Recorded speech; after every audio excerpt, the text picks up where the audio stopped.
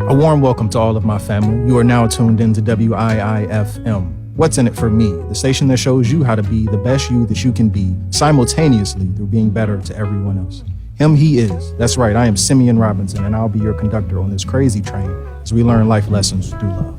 Family, welcome in. We're going to get right into it today. The message for today is loving and leaving. The message for today is loving and leaving. This message today is for anyone who is a lover, and not just relationships. Anyone who loves what they do, anyone who loves who they are, anyone who loves who they want to become, anyone that loves their dreams, anyone that loves their purpose, anyone that loves love.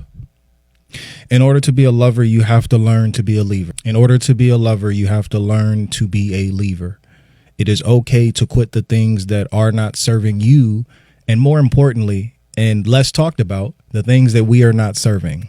We all love to talk about, oh, I'm not getting the love that I deserve. I'm not getting the raise or the promotion that I feel that I have earned, except you rarely hear, I'm not working hard enough to get promoted. I'm not loving good enough to receive the love that I say I want. So in order to be a good lover, you have to learn to be a good leaver. And you have to learn to leave the things that are not serving you and the things that you are not serving. We love talking about when we want other people to grow. It's a lot harder to talk about, I have to grow in order to receive this or in order to accept this. So with that being said, I have a few notes for you. I have never had to learn to be a lover, or I have never had to try to be a lover, but I have always had to work to be a leaver. I've never had to try to be a lover, but I've always had to work to be a leaver. Now, what I mean is loving has come naturally to me. However, natural does not mean easy. Just because love may come natural does not mean that you still do not have a lot of work to do, a lot of learning to grasp, a lot of changing to be had. Giving is natural, but what are you giving? Giving is natural, but what are you giving? Because if you're giving someone something that they cannot receive and you think it's a gift, it's a burden to the other person. If you are giving someone something that they cannot receive and you think it's a gift, it is a burden to the other person. If you're going to give me a Lamborghini right now, hey, it's a nice car. Guess what? I have an incurable eye disease. I can't drive. Now I got to pay for car insurance. Now I got to pay to hold this car. It's a beautiful gift. It's an amazing thought. I can't drive, so I can't use it. If you are giving someone a gift that they cannot use or receive, it becomes a burden to that person. If you're giving someone words, if you're constantly complimenting your partner or yourself, but the love that you or they need is really action, they will not be able to see that love. They will not be able to see that love. If you're giving someone gifts, but what they really need is just reassurance, and they need to hear that you love them.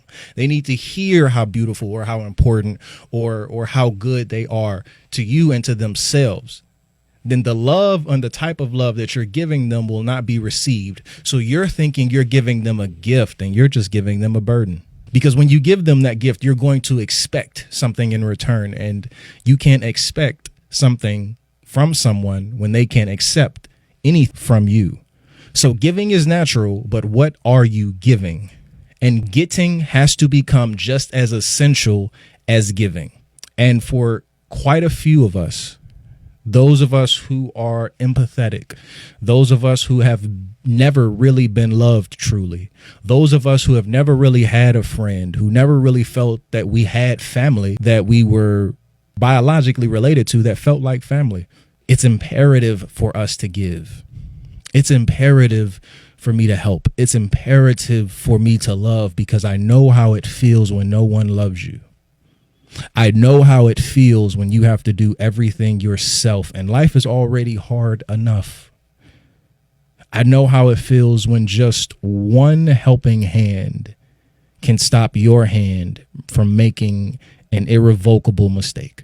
I know how important it is for just one loving word to allow you to speak more loving words to yourself. We love giving, but it has to be just as essential to get. And if you do not open yourself or allow yourself to get the same love that you want to give, you will become the problem.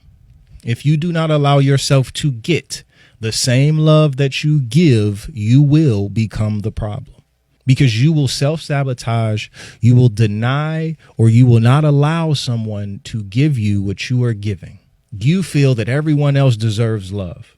And because no one has loved you, it becomes hard for you to accept. Because no one else has loved you, it becomes hard for you to accept. So natural does not mean easy, but hard doesn't mean that it's wrong. Natural does not mean that it's easy, but hard does not mean that it's wrong. And oftentimes for people who are natural lovers, it becomes hard to become a natural leaver because it's hard.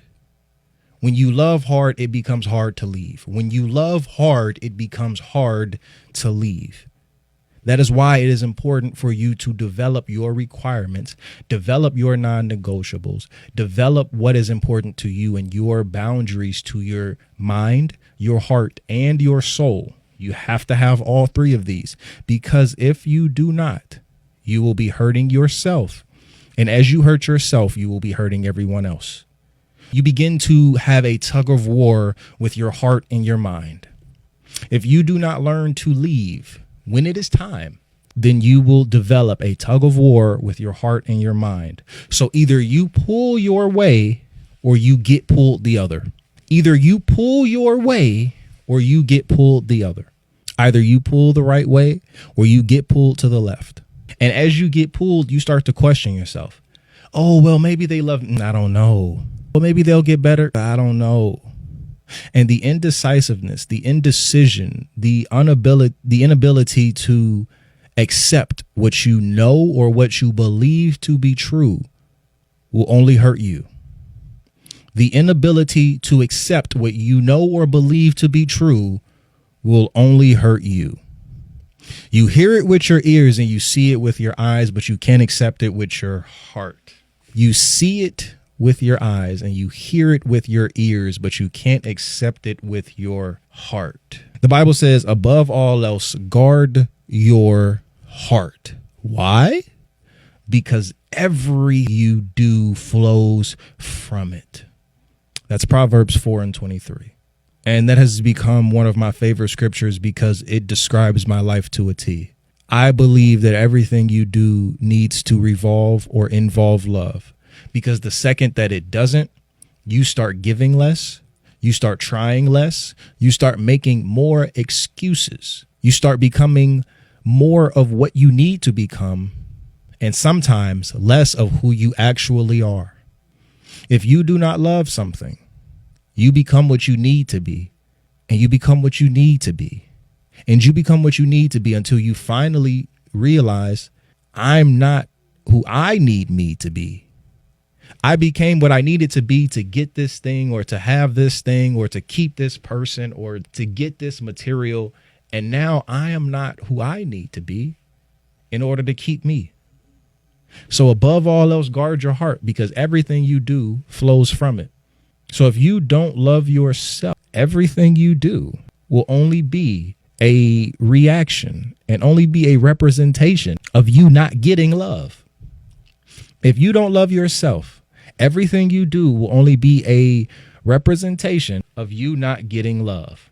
And what's even crazier is, I don't know if you ever heard this song.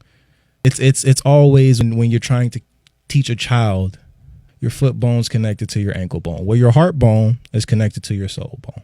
Your heart is connected to your soul. That is why when you do anything or you pray for anything or you want anything or you believe anything, it's one thing to think it in your head.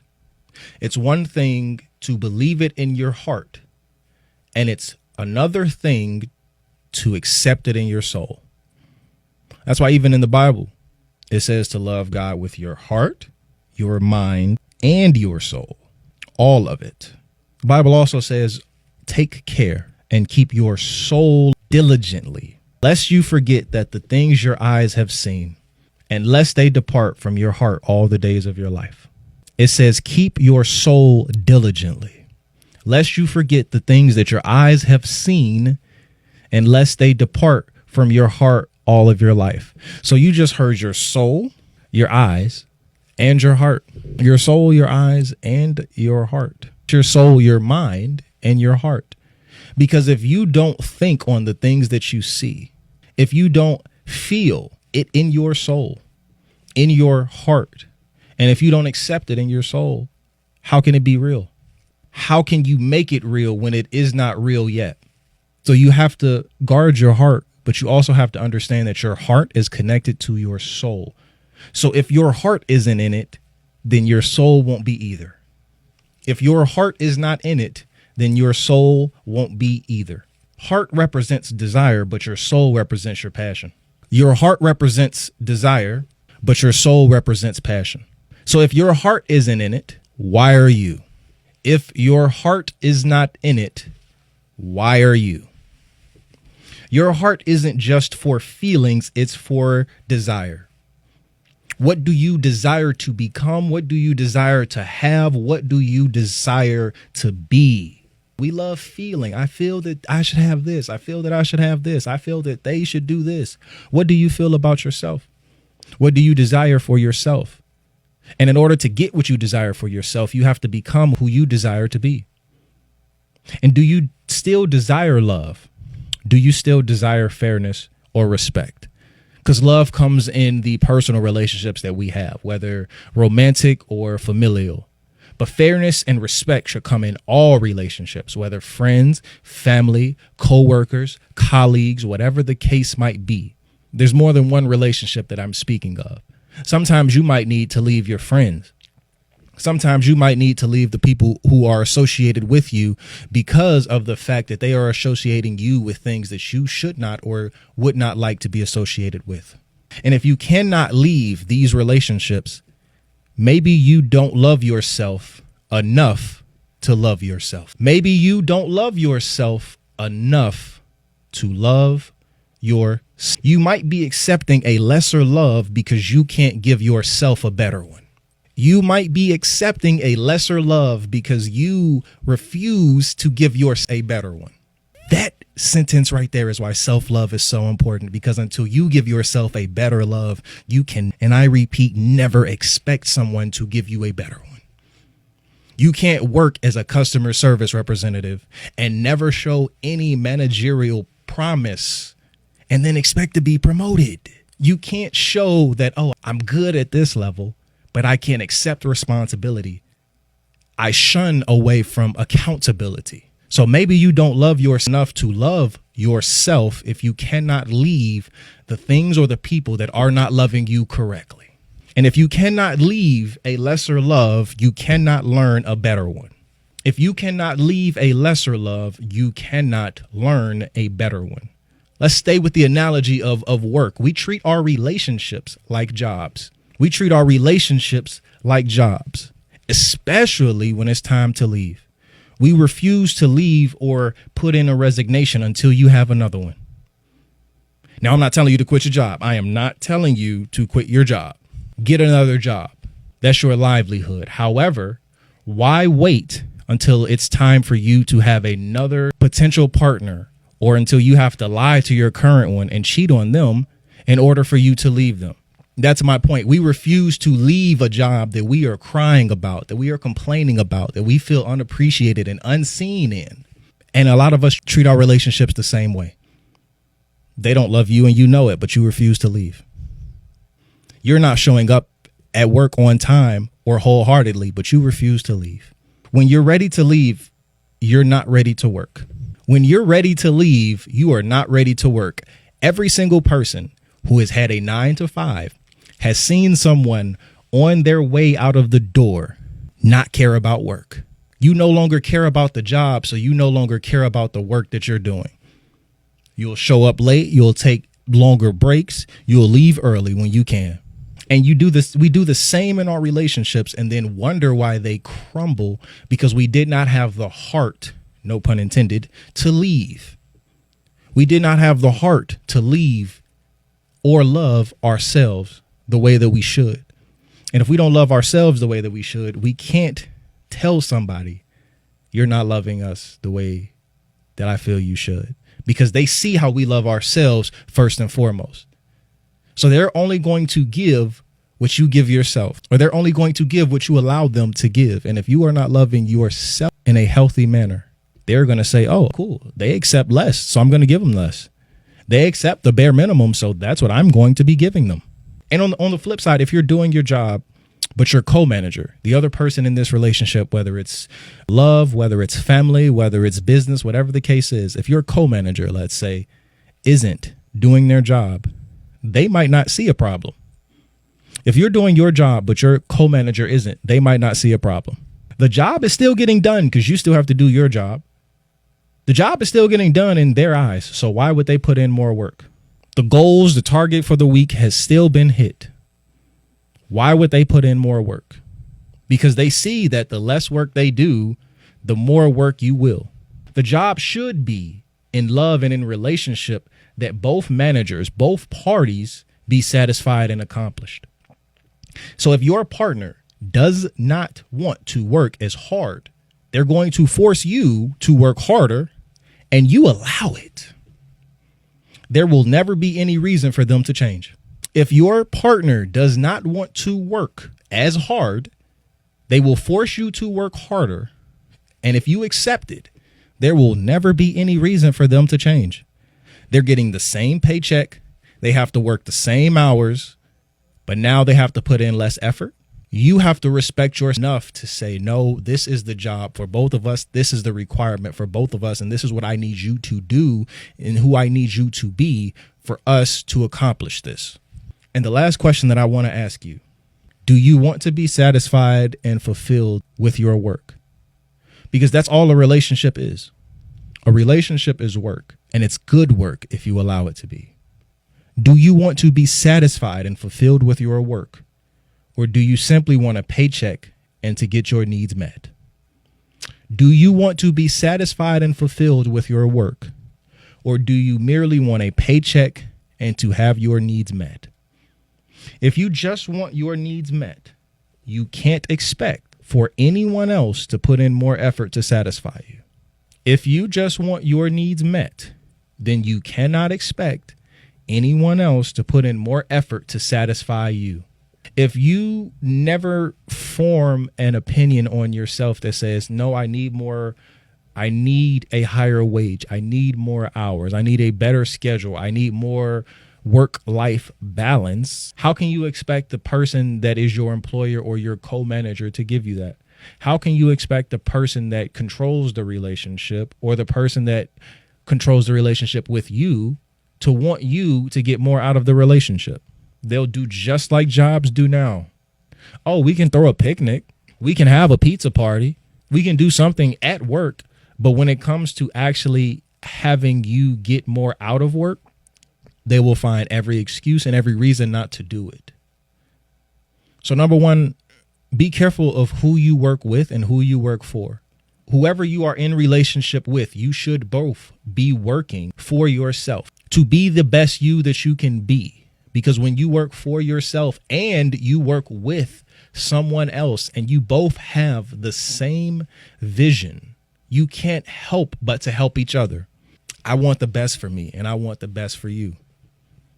In order to have the best for me, I need X, Y, Z. And I see that in order for you to have the best for you, you need to do whatever you need to do. And if you need help, then let me know so that I can do that. And if I can't do that, I have to have the accountability and I have to have the self-introspection to say, I cannot do that. I cannot provide what you need to take you to a higher level or a better one. And when you admit that, it's time for you to leave.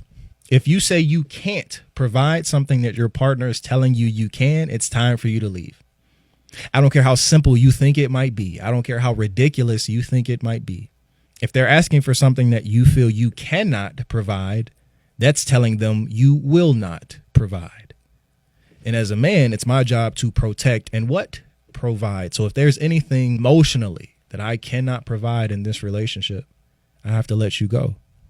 Not for me fully, but for you. And you have to have that accountability to say, sometimes I need more work on myself. Sometimes I need to love myself better. And you cannot say that you're ready to love yourself better if you're afraid to leave, if you're afraid to be alone, if you're afraid to love by yourself. You might be afraid to love yourself. If you have to have love from someone else, then maybe you're not ready to love yourself. So before I end this, I just want to let you know that it is okay to leave. It is okay to leave a job that you thought you wanted. It is okay to leave a dream that you've been working for when you realize that dream is no longer your passion and it doesn't fill your soul the way you thought it would. It is okay to leave something that your parents or your family want for you, and that's not what you want. It's okay to leave something that everybody thinks you're good at, but you hate it. It's okay to leave a relationship that is telling you I can or will not help your job be easier. Or on the flip side, I'm going to do what I need to do to make my job easier, which is probably going to make your job harder. I want to work with my partner, whether my partner is my future wife, whether my partner is my mother, whether my partner is my father, whether my partner is my family or my friends. I want to work with the people that I love, not against. And if you can't do that, it might be time for you to leave, because it's going to be hard for you to love yourself if you can't leave anything else. So just know that it is okay to love yourself. God loves you. I love you. And until next time, I hope that you practice on leaving the things that are not serving you or the things that you are not serving. Until next week, you can catch me on social media at KING SIMIEN, and that's King Simeon. This has been What's in It for Me, the station that shows you how to be the best you can be. I'll see you next week. Thank you. I pray that this message is delivered to you. Even if it is not downloaded immediately into your spirit, I hope that you have this in the arsenal of your heart when you need it. I will be here every Friday, noon Pacific, 2 Central, 3 Eastern, to continue to give you love, information, motivation, inspiration, and everything else that I can provide. So until next time, I love you. See you later.